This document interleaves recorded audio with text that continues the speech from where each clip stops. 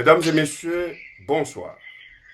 Bienvenue dans la grande interview chez Mwambi International Network. Ce soir, nous allons nous rendre au Tchad. Au Tchad où M. Idriss Déby a été assassiné et son fils a repris le fauteuil présidentiel. Et ce soir, nous allons parler avec quelqu'un qui est impliqué dans cette vie politique assez secouée du Tchad. Et je voudrais à ce que la personne elle-même puisse se présenter. Bonjour, monsieur. Bonjour, Monsieur Mwambi. Alors, monsieur, je sais votre nom, mais je voudrais à ce que vous puissiez vous introduire vous-même pour que nos téléspectateurs puissent vous découvrir. Bon, d'habitude, nous n'avons pas cette pratique de mettre sa personne en avant ou essayer de mettre une étiquette sur l'objectif global poursuivi par notre mouvement. Nous sommes un mouvement politico-militaire, nous aspirons à la paix, à la justice et à la démocratie. Il s'avère que les derniers événements qui ont secoué les Tchad, les FACT, le Front pour l'alternance et la concorde au Tchad, étaient partie prenante et étaient acteurs principaux dans ces événements. D'accord. Le FACT est dirigé par M. Mohamed Mahdi Ali, c'est ma modeste personne, et c'est celui qui vous parle. D'accord. Alors, j'ai l'honneur de parler à M. Mohamed Mahdi Ali, qui est le leader de FACT. Donc, est-ce que vous pouvez nous dire, si vous le voulez, vous êtes où en ce moment? Bon, là, ce n'est pas du tout important. D'accord. Ce n'est pas du tout important. Le lieu géographique, là où je me trouve, ça n'a aucune importance. D'accord. Mais vous êtes au Tchad. L'important, c'est afficher et faire comprendre aux uns et aux autres qu'est-ce qui nous anime. D'accord. C'est ça ce qui est important. Alors, Monsieur Mohamed Mahdi, vous êtes le leader du FACT, c'est-à-dire le leader d'un mouvement politico-militaire. Vous pouvez nous dire un peu qu'est-ce que c'est que votre mouvement? Notre mouvement, comme son nom l'indique, l'acronyme FACT, ça veut dire Front pour l'alternance et la concorde au Tchad. Donc, nous avons fait de l'alternance politique un leitmotiv de notre combat. Le Tchad est un pays qui est dirigé par un autocrate pendant plus de 30 ans. Le Tchad et les Tchadiens, dans leur ensemble, aspirent à la paix et au changement. Et à chaque fois, lorsque les peuples tchadiens réclament le changement, on leur impose un dictateur. Ce dictateur-là est resté au pouvoir pendant 30 ans et avec tout ce qui comporte comme mauvaise gestion, comme népotisme, concussion, comme détournement des fonds publics, comme assassinat et meurtre arbitraire. Durant 30 ans, les Tchadiens ont subi toutes ces atrocités. Alors, et donc, nous avons créé notre mouvement pour que l'alternance politique au Tchad soit une réalité. Alors, et notre mouvement, dès le départ, avait fixé ces principes fondamentaux. C'est-à-dire, nous ne sommes pas contre une issue politique au problème tchadien. Nous sommes pour le dialogue. Nous sommes pour les négociations autour d'une table ronde inclusive. Mais c'est en face le régime dictatorial soutenu dans ses œuvres par la France qui refuse toute rencontre, toute négociation et tout dialogue avec les fils du Tchad. D'accord. Je vais vous interrompre un tout petit peu. Vous parlez par exemple là des assassinats, de corruption et tout. Alors, revenons un peu. Nous voyons, il y a M. Idriss Déby qui a fait 30 ans au pouvoir au Tchad qui a été assassiné. Est-ce que vous pouvez d'abord nous Voilà, dire... là, je ne vous laisse pas dire ça de cette manière-là. D'accord. Idriss Déby, bon, je ne sais pas quel sens vous donnez au terme assassiné. Oui. Assassiné, c'est lorsque quelqu'un est assis tranquille dans sa maison, Mhm. il est là passif et que quelqu'un vient le tuer. Là, on peut parler d'assassinat. Mhm. Mais Idriss Déby est monté au front pour nous combattre. Oui. Et lorsque on meurt les armes à la main, ce n'est pas de l'assassinat. Alors, Il faut faire bien la part des choses. donc il a Quelqu'un été qui meurt tué au au champ des combat, parce combats. que de part et d'autre, nous aussi, on a eu des morts. Mhm. Il y a de nos camarades qui sont tombés aussi. Mhm. Est-ce qu'on peut parler d'assassinat? Non, non. On est mort dans une guerre. Et dans la guerre, quand on rentre dans la guerre, c'est soit on se fait tuer ou on va faire tuer. Mais il y a Donc ça, d'autres... c'est la logique de la guerre. Oui. On ne peut pas parler d'assassinat, c'est-à-dire, je vois à gauche, à droite, les gens commencent à raconter n'importe quoi et dire que voilà, il a été assassiné. Non, non, l'assassinat, ça ne s'applique pas. L'assassinat, c'est du ressort du droit commun. Est-ce que c'est Mais non, là, votre nous sommes en mouvement? guerre. Est-ce que c'est votre mouvement, le pacte, qui l'a tué, disons, au front? On ne sait pas. On ne sait pas. Il est venu au combat Mhm. et après, le lendemain, nous, on a appris qu'il est mort. On ne sait pas si c'est notre mouvement qui l'a tué ou bien si c'est ses camarades, ses amis qui l'ont tué. Là, c'est pas ça ce qui nous intéresse. Que ce soit Idriss Déby ou un autre Tchadien, sa mort ne nous fait pas plaisir. Mhm. J'ai entendu des journalistes d'une radio de renommée internationale parler d'un avantage du régime sur nous. Quelle radio internationale? Avantage, je ne vois pas d'avantage. Je vois que les sangs des Tchadiens qui coulent ici et là-bas, que ce soit du côté du régime, que ce soit de notre côté, ce sont tous des Tchadiens. Et nous, depuis 5 ans, depuis la création de notre mouvement, nous avons de tout temps privilégié à ce que les problèmes soient réglés pacifiquement. Mais c'est en face que le refus était total. On ne veut pas dialoguer avec nous. Tantôt on nous accuse des islamistes ou bien je ne sais pas quoi. Tantôt on dit que nous sommes des terroristes. Tantôt on dit que nous sommes des mercenaires. C'est-à-dire, fort de soutien aveugle que lui apporte la France, le régime est devenu arrogant et méprisant. Il ne veut pas parler avec ses frères tchadiens qui sont en face et qui ont des revendications légitimes. Avant de parler de revendications, M. Madi Ali, je rappelle que vous êtes leader de FACT, ce mouvement politico-militaire au Tchad. Qu'est-ce que vous trouvez, parce que le président Idriss Déby est mort au front, tué par votre mouvement ou par son camp, on ne sait pas, mais son fils a repris le pouvoir. Qu'est-ce que vous trouvez par rapport à cela? Parce que le président Déby n'est plus.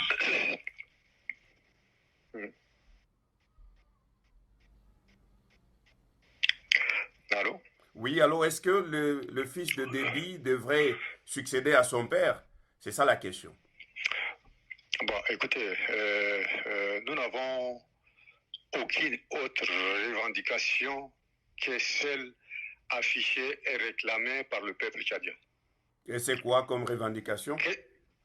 Qu'est-ce que demande le peuple tchadien? Le respect de l'ordre constitutionnel. Le respect de la Constitution, l'état de droit, justice, égalité, équité entre les Tchadiens, élection transparente, alternance politique, avec toutes les règles qui s'imposent.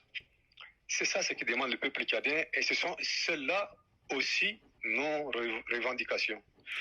Nous n'avons pas pris les armes pour aller remplacer Idriss Déby ou bien pour aller satisfaire des besoins égoïstes ou avoir des visées individuelles et des privilèges. Non, non. Nous voulons à ce que ce qu'on appelle l'état de droit, la démocratie, la justice au Tchad soit une réalité. Or, Dieu sait que combien de fois ce pouvoir méprisant à l'endroit de tous les Tchadiens est venu à la télé pour nous dire que, bon, lui, il voulait partir, mais comme il n'y a aucun Tchadien, parmi les 16 millions de Tchadiens, là, il n'y a aucun Tchadien qui peut le remplacer, c'est pourquoi il est là. Ouais. Il est venu à la télé, un président qui se dit souverain, pour nous dire que la constitution tchadienne, ce n'est pas lui qui avait changé, et ce n'est pas lui qui avait levé le verrou des 2 mandats qui est imposé à la Constitution, mais c'est la France qui a fait ça. Oui, je me rappelle bien de l'interview que M. Idriss Déby a donnée à France 2 pour dire qu'il a été imposé de rester au pouvoir par la France. Mais revenons un peu par rapport à ce que vous avez dit, l'ordre constitutionnel. L'ordre constitutionnel... Mais attendez. Oui. L'ordre constitutionnel veut dire que lorsque le président de l'Assemblée, il y a une vacance de pouvoir, c'est le président de l'Assemblée qui doit le remplacer. D'accord, mais le président de l'Assemblée a refusé. Si le président de l'Assemblée refuse, il a 4 adjoints. Il a 4 adjoints. Pourquoi on nomme 4 adjoints? C'est en cas d'empêchement de l'un, c'est le premier adjoint qui va faire les jobs. Si le premier adjoint est empêché, il y a le deuxième adjoint, il y a 4 adjoints. Écoutez, ce qui a été fait, ce qui a été dit à gauche, à droite pour légitimer ce pouvoir militaire, ça n'a aucun fondement réglementaire.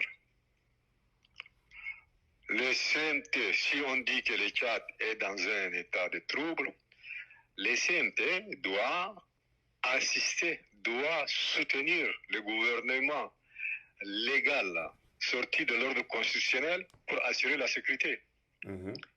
Et d'ailleurs, même nous, qui sommes les principaux acteurs en face, on avait dit et déclaré que nous ne sommes pas contre un retour à l'ordre constitutionnel. Oui, mais vous n'êtes pas contre le retour à l'ordre constitutionnel, mais vous avez les armes. Donc, est-ce que c'est avec les armes qu'on doit forcer à retourner à l'ordre constitutionnel? Ça fait plus de 5 ans qu'on a les armes. Et ça fait plus de 5 ans qu'on tient le même discours. Démocratie, justice, alternance politique au Tchad. Le jour où Idriss Déby est mort, nous avons dit que nous respectons l'ordre constitutionnel. Et que nous avons accepté, à la demande de la société civile et des partis politiques de l'intérieur, d'observer un cessez-le-feu. Nous avons accepté le cessez-le-feu. Nous avons accepté les déclarations du président français Macron quand il parle de table ronde inclusive. Qu'est-ce que vous voulez d'autre? C'est en face qu'on veut essayer d'instaurer un régime héréditaire. C'est en face qu'on veut faire d'Idriss Déby sans Idriss Déby. Et là, le peuple tchadien ne peut pas accepter cela. Nous sommes à un moment très critique. Nous sommes à la croisée des chemins.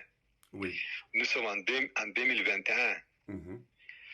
Les mentalités ont évolué, le monde est devenu un tout petit village. Tout à fait. On ne peut pas diriger les Africains avec un dictat venu de l'extérieur comme leurs parents, leurs grands-parents ont été gérés dans les années 40, 50, 60, 70, 80. Ça c'est fini, ça. Mais M. Mahamat m'a dit, Ali, j'ai une question, parce que vous insistez surtout sur l'appui de la France au régime en place, Idriss Déby et puis maintenant son fils. Mais vous, personnellement aussi, vous avez vécu en France, vous avez œuvré dans le Parti socialiste français. Est-ce que vous avez la France aussi derrière vous? Moi, j'ai fait la part des choses entre les autorités, le régime français, le gouvernement français et le peuple français. Je ne fais pas cet amalgame-là de ceux qui essayent de pousser jusqu'à à une limite exagérée, un sentiment anti-français. Non, non. Moi, j'ai vécu en France, j'ai étudié en France, j'ai milité en France. Et Dieu sait que ce qui se passe, les discours politiques qu'on tient en France à l'intérieur et le comportement à l'extérieur sont deux choses totalement divergentes et différentes. En France, le discours, l'état des droits, la liberté, ça c'est à l'intérieur. Oui. Mais à l'extérieur, quand il s'agit des Africains, des pays francophones et autres, ça là, ça n'existe pas. Mais est-ce que, comme c'est la tendance de plusieurs personnes à penser que parfois la France est là à entretenir aussi bien le régime en place que les mouvements politico-militaires, est-ce que ce n'est pas dans cette logique-là où vous vous trouvez aussi? Je n'adhère pas à cette thèse complétiste qui consiste à voir l'ennemi un peu partout. Notre ennemi, parfois, c'est nous-mêmes, c'est notre mentalité. Nous, au lieu de rester et accuser les uns les autres, on doit refonder notre voie, on doit fixer nos objectifs et on ne doit pas se laisser faire. Moi, bien que j'ai étudié en France, bien que j'ai vécu en France pendant un long moment, mais quand il s'agit du Tchad, ça c'est une cause très sacrée et quelque chose qui est très important pour moi aussi. Mais disons un peu les choses, parce que moi je voudrais que l'opinion puisse être fixée. Est-ce que vous n'avez pas des financements de la France qui vous fournit en armes, qui vous fournit en tout, en logistique? Non, non, jamais. C'est tout à fait le contraire qui s'est produit. C'est-à-dire quoi? Oui. Bien que j'ai étudié en France, bien que j'ai vécu en France, mais lorsqu'il a agi de lutter contre Idriss Déby, la France avait utilisé tous ses moyens pour me discréditer vis-à-vis de l'opinion nationale tchadienne et internationale. Quels sont ces moyens utilisés pour me discréditer? Le premier moyen, c'est un moyen administratif. Ils ont utilisé leur pouvoir discrétionnaire de répression sur les opposants, c'est-à-dire ils ont gelé des supposés avoirs que je dois en avoir en France. Et vous n'aviez rien au fait? Je n'ai rien. J'avais 400 € dans mon compte bancaire. Ces 400 € ont été gelés. Tout ça là, c'est pour dire la France ne soutient pas Mahdi, parce qu'il y avait une certaine confusion, comme vous le dites à juste titre. Moi, j'ai vécu longtemps en France. Donc, lorsque je commence à faire quelque chose, c'est forcément la France est derrière. C'est pour rassurer Idriss Déby et c'est pour me discréditer moi vis-à-vis de certains Tchadiens qui pensent que tout doit se faire par le soutien de la France et que ça, la France, rien ne se fait. Pour montrer à ces gens-là que la France ne me soutient pas. Et pour dire à Idriss Déby que voilà, on ne le soutient pas.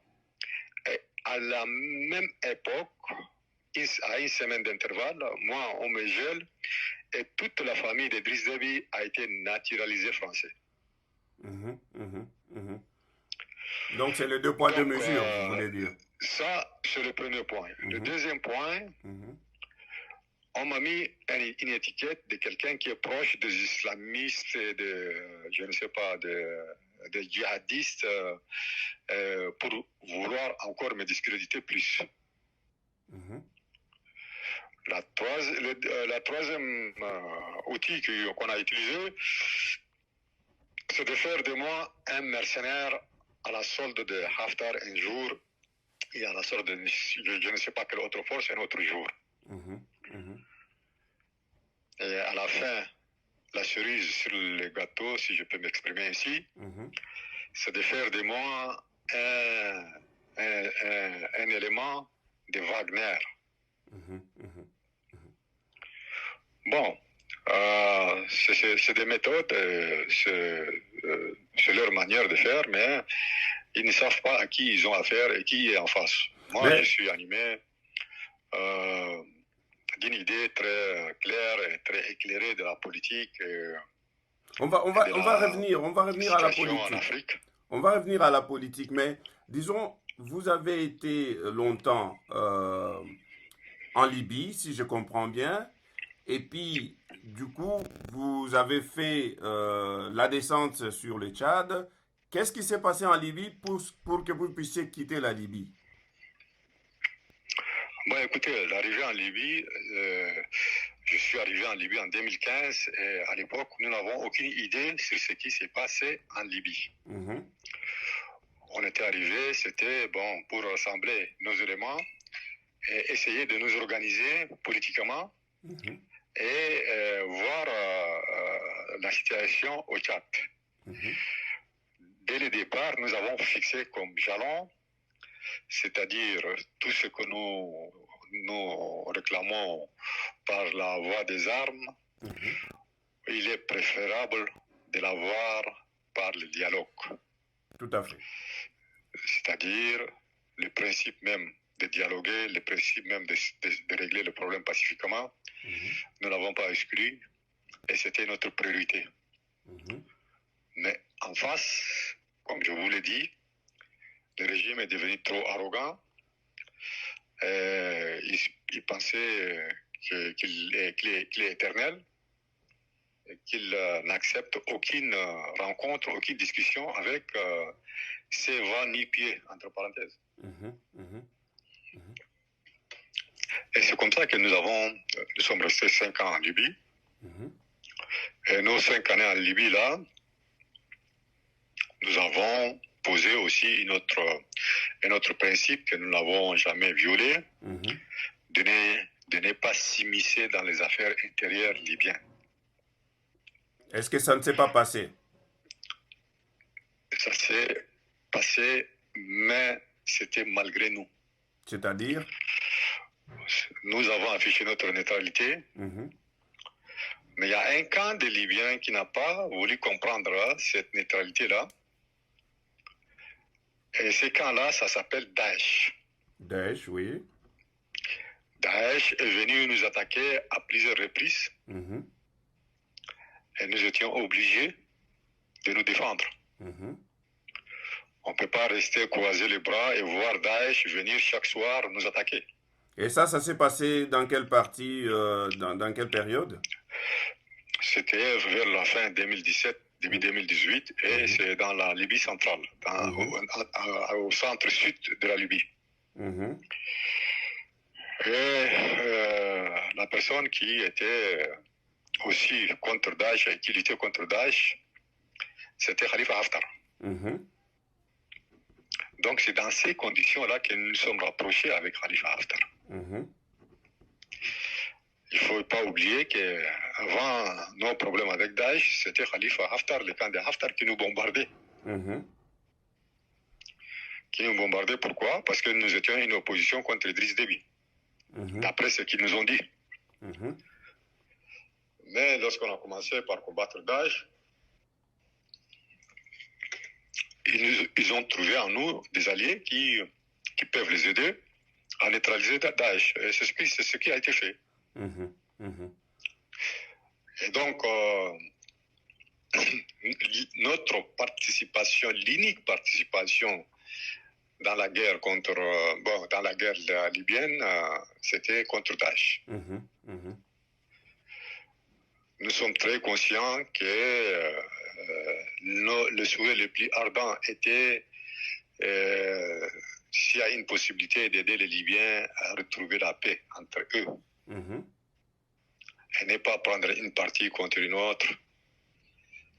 C'est-à-dire, ça ne peut qu'aggraver la situation en Libye et ça ne peut qu'aggraver encore plus la situation dans la sous-région et en Afrique. Est-ce que ce n'était pas un accord entre votre mouvement, le FACT, et le mouvement et Khalifa Haftar pour se dire, voilà, nous allons vous aider, vous, en Libye, et une fois tout est réglé, vous allez aussi nous aider à détrôner Idriss Non, non, Déby au Tchad et nous non, non, allons prendre le pouvoir? non, non, ça ne s'est jamais passé comme ça.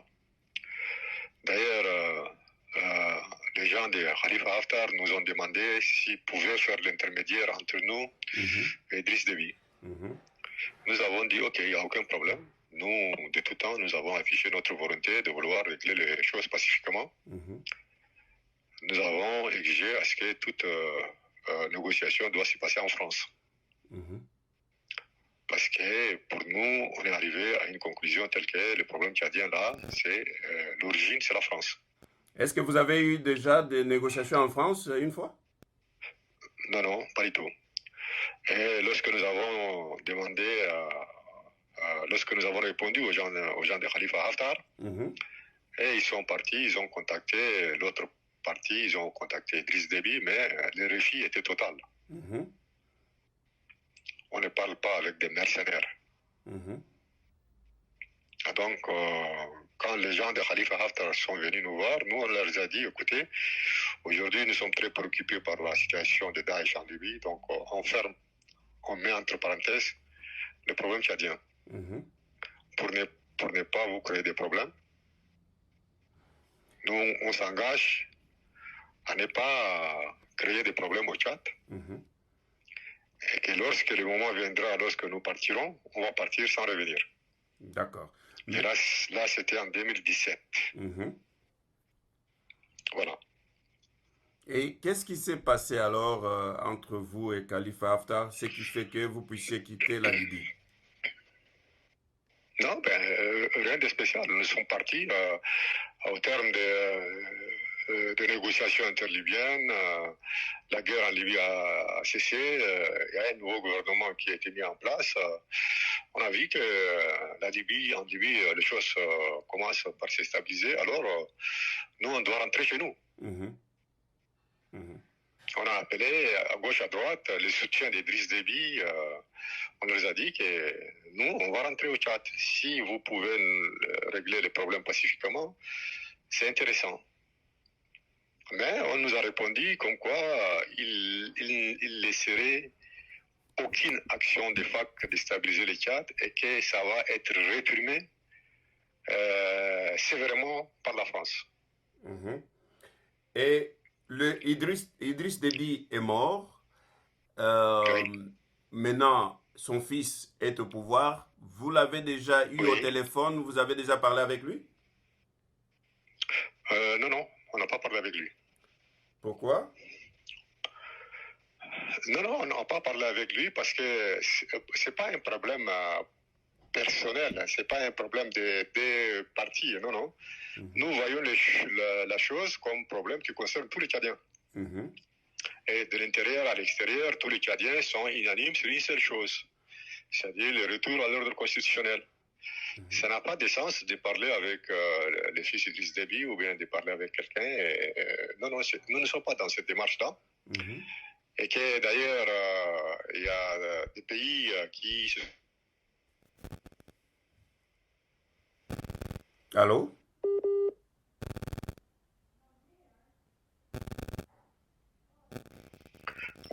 La partie en face ne l'entend pas de cette oreille. La partie en face pense que le FACT est l'assassin, comme vous le dites d'ailleurs. Non, ce n'est pas moi qui l'ai dit. Le FACT est l'assassin d'Idriss Déby, donc il faut qu'il se venge. Et ça, on sort du cadre politique. Ça, on rentre dans un cadre beaucoup plus barbare et beaucoup plus rétrograde. Mais... Donc, Idriss Déby n'a pas été assassiné. Idriss Déby est parti un bon soldat au front. Il est mort au front. Il faut que ça soit si par tout le monde. Il n'a pas été dans sa maison avec ses enfants tranquille et que des gens sont venus tuer. Là, on peut parler d'assassinat. D'accord. Mais monsieur Mamat... il est monté au front. Oui. Il est venu au front, il est mort au front, arme dans la main. On ne sait pas qui l'a tué, on ne sait pas si c'est les hommes de votre troupe ou bien les hommes de Dans ces cas, est-ce qu'on peut parler d'assassinat? Bon, mettons même l'assassinat de côté. Alors, nous sommes là... Non, c'est très simple. Nous, notre compréhension à nous, un de nos soldats, quand il meurt au front, on ne l'appelle pas assassiné. Non. C'est un martyr qui est mort sur le champ d'honneur. D'accord. Très bien. Alors, Ah ben voilà, c'est ça, il faut faire la part des choses aussi. Il faut pas avancer des mots avec émotion. Voilà, d'accord, il est assassiné. euh, non, non, bon, il est mort au il front est en mort. défendant une D'accord, cause. d'accord. Cette cause-là est noble ou bien elle n'est pas noble, elle est justifiée, elle n'est pas justifiée, là c'est autre chose. Est-ce que la France serait impliquée dans sa mort? Et là, vraiment, moi je ne peux pas vous parler de ce, je ne peux pas répondre à cela parce que la première des choses, c'est pas nous qui avons eu la DOPU. Mhm. La deuxième des choses, c'est des choses qui se sont passées en arrière-plan et nous ne sommes au courant de rien. Donc, je ne peux pas dire que tel ou un tel. Bon, je ne sais pas. Vu l'acharnement de la France contre nous, Mhm. je ne vois pas pourquoi elle va l'assassiner. Parce que la France l'a soutenu jusqu'au bout. Nous, si on a eu des difficultés, c'est aussi à cause de l'aide massive que la France apporte à Idriss Déby. Alors, La monsieur, France mhm. lui apporte une aide de ce côté et elle cherche de l'assassiner de l'autre côté. Bon, peut-être certains peuvent l'accepter, mais bon, moi, je ne peux pas, parce que j'ai vécu des choses de l'intérieur, je ne peux pas accepter cela. Mais vous dites que la France soutenait Idriss Déby et soutient le régime en place au Tchad. Mais qui vous soutient, vous? Parce que vous avez des armes, vous mangez, vous avez des troupes que vous entretenez. Qui vous soutient? Nous, si on avait un soutien quelconque extérieur, on aurait eu le dessus très rapidement. Mhm. Nous, nous étions en Libye, comme je vous l'ai dit, pendant 5 ans. Et pendant toutes ces 5 années-là, nous, on s'organisait doucement, lentement, mais sûrement, pour qu'un jour, on rentre chez nous. Mhm. Donc, ce jour-là est arrivé, on est rentré. On n'a aucun soutien. On a essayé de nous mettre l'étiquette de soutien russe, Wagner et compagnie. Mhm. Mais non, c'est pas vrai. On n'a eu aucun soutien extérieur. Mais Si vous nous n'avez avons aucun eu soutien un tout extérieur. petit soutien extérieur, Mhm. les choses ne seront pas comme ça. Vous n'avez aucun soutien extérieur. Il y a les Tchadiens qui peuvent, il y a certains Tchadiens qui meurent de faim, il y a la pauvreté, il y a l'économie qui ne marche pas. Mais vous avez quand même de l'argent pour vous fournir en armes, vous entretenir vos troupes. Est-ce que Mm. vous ne pouvez pas abandonner les troupes, abandonner les armes et aller faire la politique en N'Djamena comme les autres politiciens sans armes? Vous pensez que prendre les armes au risque de tuer quelqu'un ou bien de se faire tuer soi-même, c'est un plaisir? Écoutez, Mhm. nous, notre soutien principal provient de nos concitoyens tchadiens qui se trouvent à l'extérieur. Mhm. Il n'est secret pour personne. Aujourd'hui, si vous animez un mouvement du RDC qui a des objectifs compris par tous les Congolais, Mhm. et que si vous allez sur la place de Bruxelles et vous demandez une quête, je crois que tous les Congolais vont vous assister. Et je sais très bien qu'en Belgique, il y a beaucoup de Congolais. Mhm. Mhm. En Libye, il y a beaucoup de Tchadiens. Mhm. Et dans les pays moyen-orientaux, il y a beaucoup de Tchadiens. Mhm. Donc, nous, notre soutien principal provient des contributions et des aides de nos concitoyens qui sont à l'étranger. Parce qu'ils ont compris la cause et que le principal, c'était contribuer à ce qu'une alternance politique soit une réalité au Tchad. Mhm. C'était ça. Les temps où les chefs de guerre tout puissants qui viennent avec des 4x4 récupérer les pouvoirs et ne pas rendre compte à quiconque, ce temps-là est dépassé. Mhm. Nous sommes aujourd'hui, comme je vous l'ai dit, en 2021 et le monde est devenu un tout petit village. Tout à fait, tout à fait. Il suffit de prendre un petit téléphone et se connecter avec le reste du monde, avec les gens qui sont en Australie, aux États-Unis, je ne sais pas, même dans l'Arctique. Mhm. Mhm. Mhm. Mais Tout à l'heure, avant de parler avec vous, il a suffi que je rentre dans Google et je tape Alphonse Muyambi. Je suis devant votre site internet. J'ai tout les informations sur vous. tout à fait, tout à fait. Donc, est-ce qu'aujourd'hui, vous pouvez manipuler les gens, vous pouvez guider les gens comme leurs parents, leurs grands-parents ont été guidés dans les années 60, 80, 90? C'est impossible. Oui, mais Monsieur Mamad Mahdi Ali, vous savez que nous parlons là de l'Afrique. Et vous savez, ce n'est pas seulement le Tchad, hein. Vous voyez, vous parlez de la République démocratique du Congo, d'où je suis originaire. Maman Nangaï. Oui, voilà. Je vois que vous parlez le lingala. Donc, Allez-y, j'attends votre question. voilà. Alors, si vous prenez toute cette partie de l'Afrique et surtout de l'Afrique noire, vous allez voir que il y a tellement de problèmes économiques, socio-économiques, des problèmes politiques, des instabilités chroniques, les tueries, la famine. Est-ce que on doit continuer à faire parler des armes en cet âge où nous sommes, vous venez de le dire, l'âge de la technologie, l'âge de l'innovation, mais qu'est-ce que nous, et surtout vous, Monsieur Mahamad Mahdi Ali, leader de FACT, vous proposez à la jeunesse africaine, à la jeunesse tchadienne, qui n'a pas besoin des armes, mais qui a besoin du pain et de la paix? Mais écoutez, moi je suis tout à fait d'accord avec vous. Puis là maintenant, ça fait une demi-heure que je parle avec vous. Je ne vous ai jamais dit que les voies des armes, c'est une solution pour l'Afrique. Jamais. Moi je vous dis que nous sommes contraints et obligés à emprunter cette voie-là. Parce qu'en face, il n'y a pas de réponse. En face, il y a un refus total.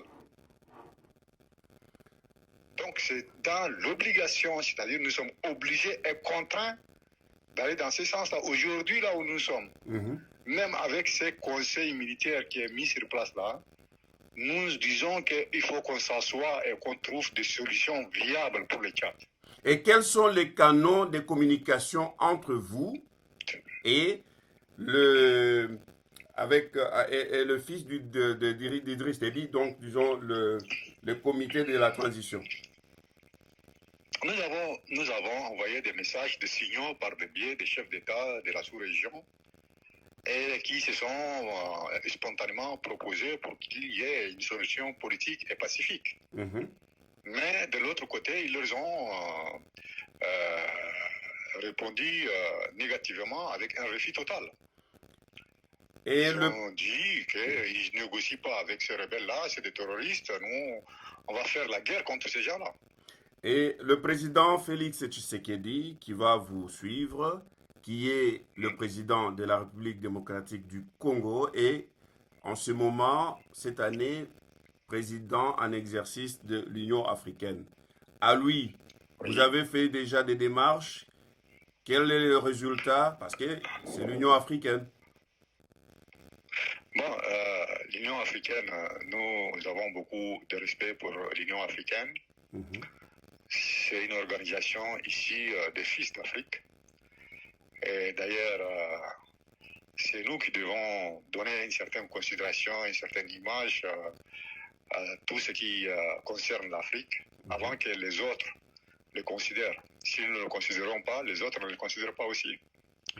Donc, dans ce sens-là, nous sommes très, très attachés, nous sommes très jaloux de tout ce qui concerne l'Afrique et les organisations panafricaines. Et nous avons souhaité, nous avons voulu, nous avons envoyé des messages de signaux jusqu'au président de la commission de l'Union africaine qui est tchadien aussi. Mais ces signaux-là, ces demandes sont restées lettres mortes. On ne veut pas parler avec nous. Et bizarrement, dans le communiqué de l'Union africaine, on parle de mercenaires étrangers. Je ne sais pas qui est concerné par ce terme, mercenaires étrangers. Nous n'avons aucun étranger dans nos rangs. Et cela peut être attesté par les prisonniers, nos prisonniers qui ont été arrêtés. Il n'y a aucun étranger. Et nous avons été aussi surpris sur le caractère ethnique qui a été avancé par le ministre des Affaires étrangères françaises, parlant de nous d'une colonne de Goran. Mais notre mouvement est composé de toutes les ethnies du Tchad. Et là aussi, je renvoie aux prisonniers qui sont là-bas et qui voient s'il y a uniquement des Goran. Et suite à ces déclarations-là, il y a eu une épuration et des exécutions sommaires contre nos éléments Goran. Ils sont arrêtés, ils sont exécutés systématiquement. Parmi les responsables qui ont été arrêtés, aujourd'hui, au moment où je parle là, ils étaient en prison, on les a transférés à la présidence où ils sont torturés et il y en a qui ont été exécutés aujourd'hui. Tout ça là sort totalement du cadre politique et nous demandons à l'Union africaine d'être très juste et de penser à l'avenir des enfants et des fils du Tchad dans leur totalité, dans leur globalité. Le fait qu'on ferme les yeux sur les exactions sommaires qui ont été commises par ce régime-là, ça ne peut pas avancer ni la cause de l'Union africaine, ni la cause de la paix dans la sous-région. Et donc aujourd'hui, ce qui se passe à la présidence du Tchad, c'est des choses très graves qui sont en train de se passer. Et là, je lance un appel au président de l'Union africaine, M. Tshisekedi, d'envoyer ses émissaires et voir ce qui se passe réellement. Et nous sommes en train de monter un dossier sur tous les responsables, que ce soit civils ou militaires, ou les responsables de l'association de la vie civile qui ont été arrêtés et exécutés par le régime. Et nous allons introduire des requêtes auprès de toutes les associations des droits de l'homme et même s'il faut intenter une action au niveau international, on va essayer d'intenter une action. Et je vais vous poser deux toutes petites questions pour arriver à la fin de notre interview. Je rappelle aux téléspectateurs que nous sommes ici en conversation, en interview avec M. Mamad Mahdi Ali, qui est le leader politico-militaire du FACT. FACT qui combat, disons, pour la démocratie, comme on aime bien le dire, contre le régime de Djamena.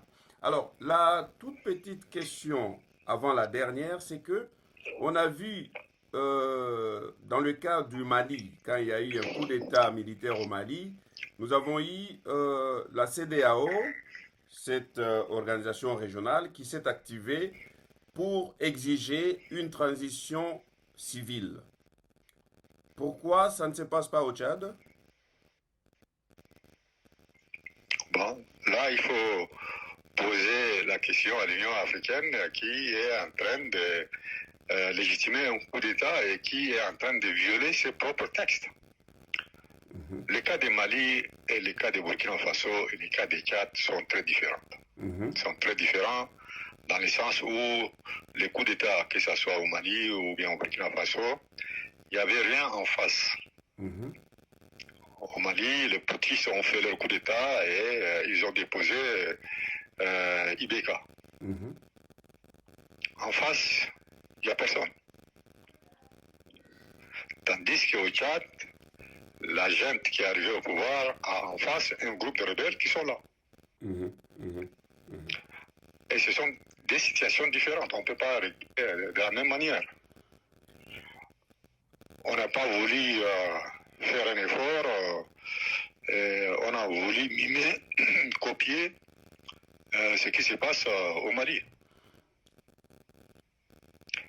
Au Mali, il n'y a qu'une seule partie, la junte, et puis on a obligé la junte à céder le pouvoir au civil et basta.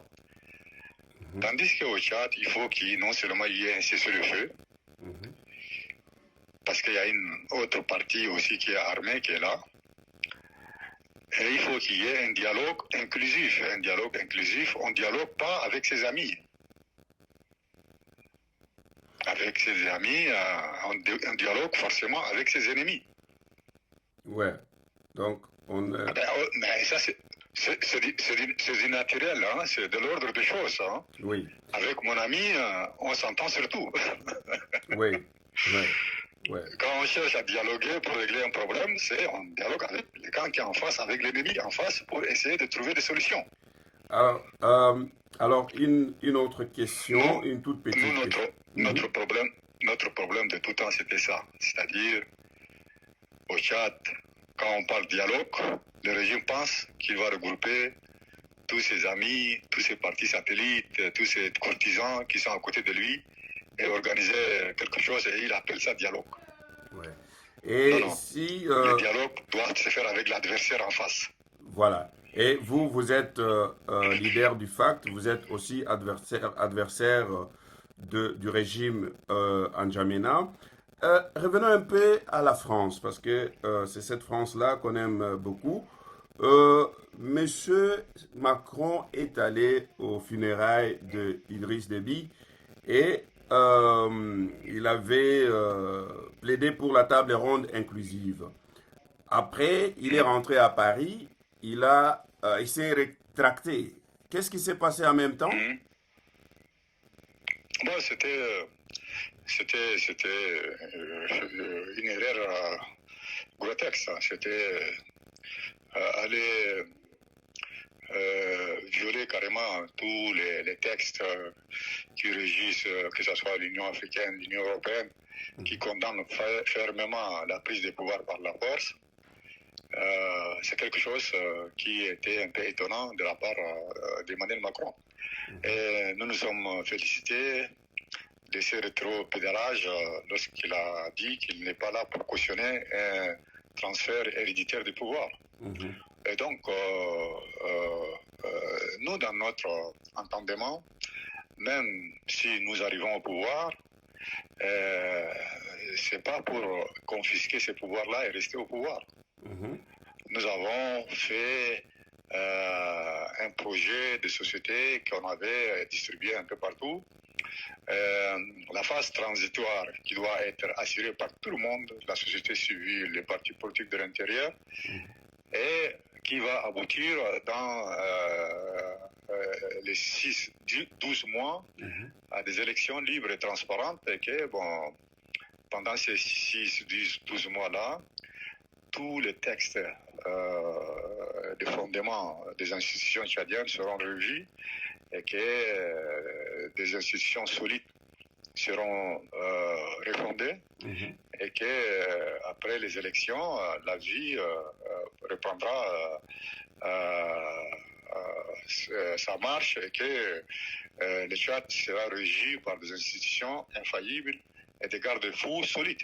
Et c'est un peu, votre discours et votre programme me rappellent un peu les discours et le programme d'un certain Idriss Déby il y a 30 ans quand il prenait le pouvoir. Ben non. Il promettait la démocratie, monts et merveilles. Déby, quand il est venu au pouvoir, il avait dit à tout le monde qu'il n'a pas ramené ni or ni argent, mais il a ramené la démocratie. Oui. Mais nous ne prétendons pas être des libérateurs. Nous ne prétendons pas être des gens qui vont amener la démocratie et la liberté au peuple tchadien. Non. Nous, dans notre entendement, la liberté et la démocratie, ça s'arrache. Et que c'est le peuple tchadien souverain qui va arracher sa liberté et sa démocratie. Nous, notre apport peut être considéré comme un concours à l'œuvre du peuple tchadien. Oui. Nous ne pouvons pas prétendre être des libérateurs, des gens qui ont libéré le peuple tchadien des dictatures. Non. Le peuple tchadien est en marche, il est en train de se soulever. Chaque matin, vous voyez la société civile, les associations qui manifestent à gauche, à droite. Les gens ont compris et il n'y a aucun retour en arrière. Quand je vous dis que le monde a changé, les mentalités ont évolué, il faut bien prendre en considération de ce que je vous dis là. On ne peut pas revenir en arrière. Et ça, c'est partout en Afrique. Partout en Afrique. Monsieur Mahamat Mahdi Ali, vous êtes, je le rappelle toujours, leader de FACT. Et je vois là que le président de la transition, le fils Mahamat Idriss Déby, il s'appelle aussi Mahamat, vous vous appelez aussi Mahamat. Une coïncidence, famille, ou est-ce que vous ne pouvez pas dialoguer d'une façon tranquille au lieu de rester toujours dans cette tension militariste? Vous me posez la question à moi? Oui. Ben, moi, depuis tout à l'heure, mon cher Muyambi, je vous dis que je suis disposé à négocier, à discuter avec quiconque. Donc, si on vous téléphone demain, en N'Djamena, vous déposez les armes, vous allez. Si on me téléphone demain, on me dit qu'on veut s'asseoir pour régler les problèmes tchadiens pacifiquement, je serai le premier à m'asseoir. D'accord. Alors, il faut nuancer, hein, déposer les armes et discuter, ce sont deux choses qui sont très différentes. D'accord. Nous avons demandé à ce qu'on s'assoie avec toutes les garanties possibles pour essayer de résoudre les problèmes tchadiens pacifiquement et par le dialogue. D'accord. Nous sommes d'accord pour apaiser la situation. Mais c'est en face qu'on n'entend pas de cette oreille. C'est en face qu'on dit il faut venir déposer les armes et courber les chines. Et ça, vous n'êtes pas prêt du tout. Il n'y a rien à discuter, il n'y a rien à négocier, il n'y a rien à voir. On ne discute qu'avec les gens qui sont avec nous, à l'intérieur. Ouais. On ne discute qu'avec ses amis, ses courtisans, ses sympathisants. Et ça, c'est pas des discussions. Hein. Donc, si... Ça, c'est pas... Le sens du dialogue, c'est qu'on doit être armé d'une certaine sagesse, d'une certaine clairvoyance, et s'asseoir avec ses adversaires ou bien même ses ennemis pour régler les problèmes. Qu'est-ce qu'on va discuter avec ces courtisans? Et si le régime s'entête, vous allez descendre sur N'Djamena avec les armes? Nous ne sommes pas des jusqu'au-boutistes, nous ne sommes pas des barbares qui ont des couteaux entre les dents et qui, frustrés au premier... Non, nous sommes restés 5 ans en Libye et nous avons toujours réclamé au fort le dialogue inclusif. Aujourd'hui, partout au Tchad, les gens parlent de dialogue inclusif. Nous demandons à l'Union africaine et à M. Tshisekedi, à la France et à Emmanuel Macron, à l'instar de l'Union européenne qui vient de prendre sa décision de faire pression sur ce régime-là, à ce que les gens s'assoient et que le plus rapidement possible, un régime civil soit installé au Tchad pour régler définitivement les problèmes tchadiens. D'accord. Monsieur Mahamat Mahdi Ali, vous êtes, je le rappelle, leader du FACT, un mouvement, le mouvement politico-militaire au Tchad. Je dois donner une mise au point, c'est-à-dire que nous avons fait cette interview. Vous n'avez pas payé quoi que ce soit auprès de nos médias. C'est nous mettons cette plateforme au profit de tout le monde pour s'expliquer, pour donner son point de vue et c'est pour que nous puissions engager une discussion. Je vais vous rappeler que nous allons faire de tout notre mieux pour que cette interview soit aussi écoutée auprès du régime au Tchad et que nous allons demander aussi leur disponibilité pour avoir leur point de vue par rapport à votre interview. Monsieur Mahamat Mahdi Ali, est-ce que vous avez un mot de la fin? Je crois je dois remercier tous les chefs d'État africains, étrangers, extérieurs de l'Afrique qui n'ont ménagé aucun effort pour que la paix et la réconciliation nationale au Tchad soient une réalité. Et je dois affirmer aussi avec force que notre mouvement, et au-delà de notre mouvement, toute l'opposition tchadienne, que ce soit intérieure ou extérieure, aspire à la paix et à la liberté et à l'apaisement. Et donc,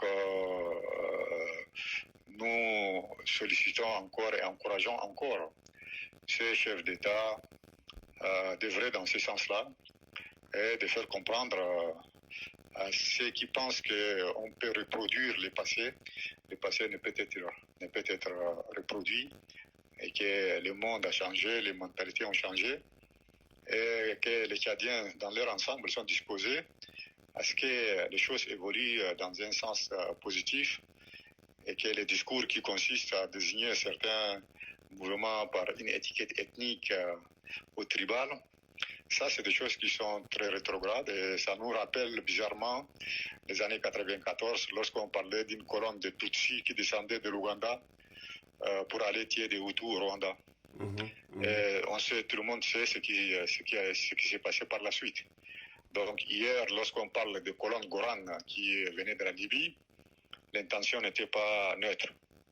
Et si on a commencé par massacrer tous les éléments d'origine Goran qui se trouvent dans notre mouvement, c'est suite à ce discours qui n'est pas à sa place. Nous sommes en 2021, on ne doit pas reproduire le passé. Donc, je vous remercie. Monsieur Mamad Mahdi Ali, président du Front pour les changements et le consensus au Tchad, FACT en sigle, c'est moi qui vous remercie. Voilà, mesdames et messieurs, nous sommes arrivés là à la fin de notre grande interview exceptionnelle avec monsieur Mamad Mahdi Ali, qui a brossé d'une façon très large la situation dans son pays, le Tchad, et la situation politico-militaire qui se passe là-bas. Merci, monsieur Mamad Ali. Nous avons fini et nous allons vous revenir dès que nous avons besoin d'informations supplémentaires. Merci à vous. Merci, au revoir. Au revoir. Au revoir.